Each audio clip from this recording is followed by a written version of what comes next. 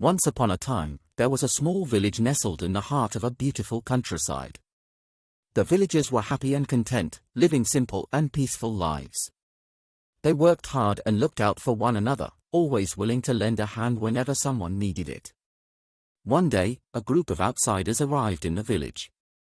They were dressed in dark clothing, and their faces were hard and unsmiling. They seemed to be looking for something, but no one could quite figure out what. The villagers welcomed them, as they always did with strangers, but soon they began to notice that something was not quite right.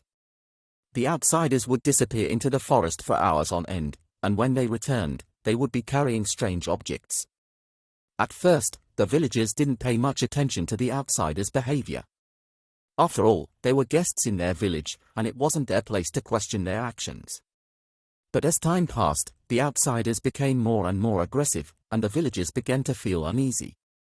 One day, one of the villagers decided to confront the outsiders. He asked them what they were doing and why they were acting so strangely. The outsiders simply laughed and told him that he was better off not knowing. The villager went back to his village and shared his concerns with his fellow villagers. They were all worried, but they didn't know what to do. They didn't want to offend their guests, but they also didn't want to put themselves in danger. Days turned into weeks, and the outsiders became more and more brazen. They began to intimidate the villagers and demand things from them. The villagers started to feel trapped and helpless. One day, a wise old man spoke up. He said, "All that is necessary for the triumph of evil is that good men do nothing."